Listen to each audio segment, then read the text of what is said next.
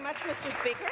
My question is to the Minister of Children and Youth Services. Mr. Speaker, we've had 3 days of hearings into Bill 89, which is looking to overhaul our child welfare system for the first time in over 3 decades. I've attempted 5 times to put forward a motion in order for the Committee of Justice Policy to formally request the minister present himself at the committee. I'm sure the NDP member from Hamilton Mountain can vouch for me, since she agreed that she'd like to hear from the minister as well. What's he afraid of? Mr. Speaker, would the minister please explain why his colleagues on the Justice Policy Committee are blocking the committee from inviting him to speak? Why is he afraid? Thank you, Minister of Children. Mr. Speaker, I'd be happy to take a question here today on this bill. The legislation, Mr. Speaker, is a very comprehensive piece of legislation that I believe will give young people the best start to life that they possibly can have. We know that here in the province of Ontario, we want to make sure that young people can transition into adulthood and find success here in the province. And we also need to make sure that young people get the services that they need when they need it. So this piece of comprehensive legislation that I'm very proud to that it's being debated here in the legislature, and I'm proud that it went to committee for the 3 days, is something that I believe will be a big game changer here in the province of Ontario.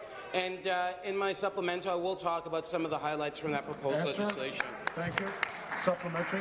Thank you very much, Mr. Speaker. There were 5 attempts, and I even tried to set up a phone call with the minister. Must not trust him. After 3 days of hearings, many questions were raised, questions only the minister can answer. For example, our Indigenous communities are expected to join the Integrated Child Welfare Data System known as CPIN, yet they have not been told how this will be possible without the proper internet infrastructure in these communities.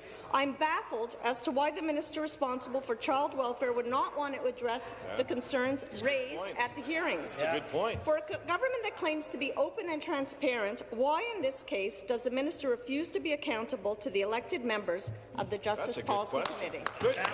Thank you, Minister. Thank you very much, Mr. Speaker.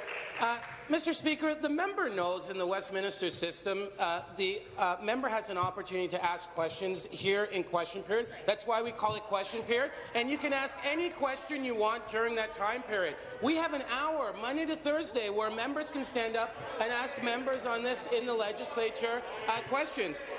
Mr. Speaker, I am so proud of this piece of legislation.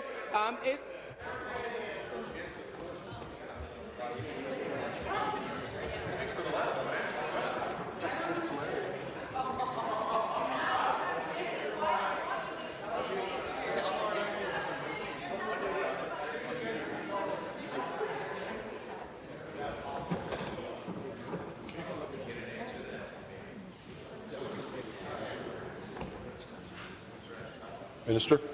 Again, Mr. Speaker, I will remind the member opposite and all the members opposite that this is their opportunity. If they have questions, we have something called question period, and we're here today. Use the opportunity to ask questions, and any member,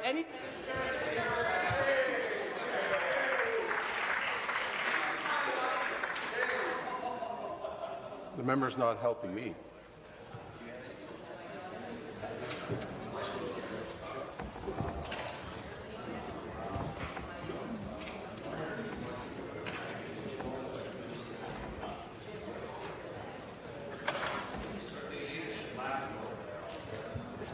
The member from Renfrew, Nipissing, Pembroke.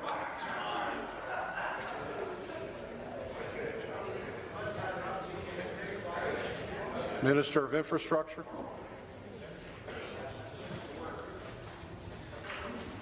New question, member from London Fanshawe. Thank you, Speaker. My question